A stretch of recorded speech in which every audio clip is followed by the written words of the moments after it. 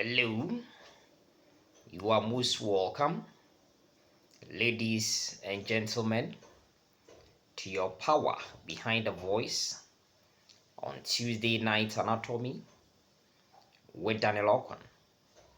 Yes, we are still in the era of anatomy of clinical importance. And my friends, this is today's case study. A 44-year-old man presents with symptoms of heart failure including shortness of breath, palpitations, and fatigue. Echocardiography reveals severe aortic valve regurgitation. So this is the case study we have before us, and we have these questions to go through. The first question is, what is aortic valve regurgitation? Something you may also call aortic valve insufficiency. Now, when we talk about this, it's a condition that is characterized by failure for proper closure of the caps of the aortic valve. Okay, say that, what will happen is that during, ventricular diastole, there could be backflow of blood from what we call the ascending aorta into, of course, the left ventricle. So this is what we mean by aortic valve regurgitation or aortic valve insufficiency. Now, the next question is that what is the anatomical basis for this aortic valve regurgitation? Now, one thing we should understand is that the aortic valve is also tricuspid. So there are three caps making up this aortic valve. And they are supposed to, of course, meet and of course the commissure and of course close properly. And so one thing is that this, what you call regurgitation, as far as the issue with the valve is concerned, is that the caps, first of all, could be damaged or could be perforated. Yes, it could be due to, that kind of endocarditis, or it could be due to what we call a mechanical, damage to it. Mechanical trauma to, of course, the caps of the valve could result in this kind of regurgitation.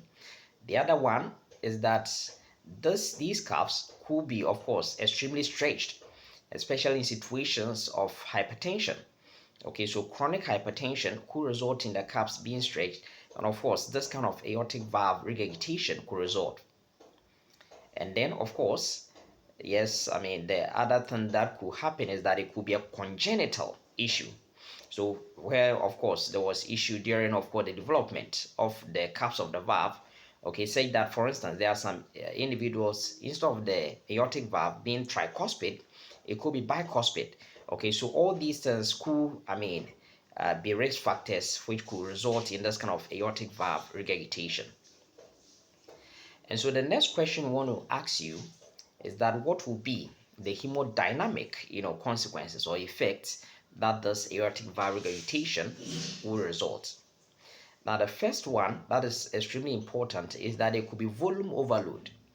Now, say that, yes, because of course there could be that kind of backflow of blood, yes, during, of course, ventricular diastole, okay, into the left ventricle. Okay, the blood will move, of course, from the ascending aorta into the left ventricle, increasing, the volume of blood in there.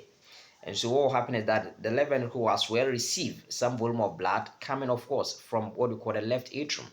Okay, so there will be that kind of volume overload, which of course in this case we will call it preload. So there will be increased preload, so that the stretching in the wall of the ventricle will increase. That initial stretching will take place, and by extension, the volume of blood by way of end-diastolic volume in of what the left ventricle will also increase. And that is the reason why something will, there should be a compensatory mechanism to create this one. And that is why the left ventricle, the walls of the ventricle, by way of the cardiomyocytes in there, will undergo hypertrophy to ensure that they will pump the blood, powerfully, okay, to eject larger volume of blood, out of the left ventricle. And so for this reason, the stroke volume, okay, will increase as a compensatory mechanism. Otherwise, the volume overload will increase. Okay, so that is one way of doing this. So these will be the three main, hemodynamic, consequences that will happen.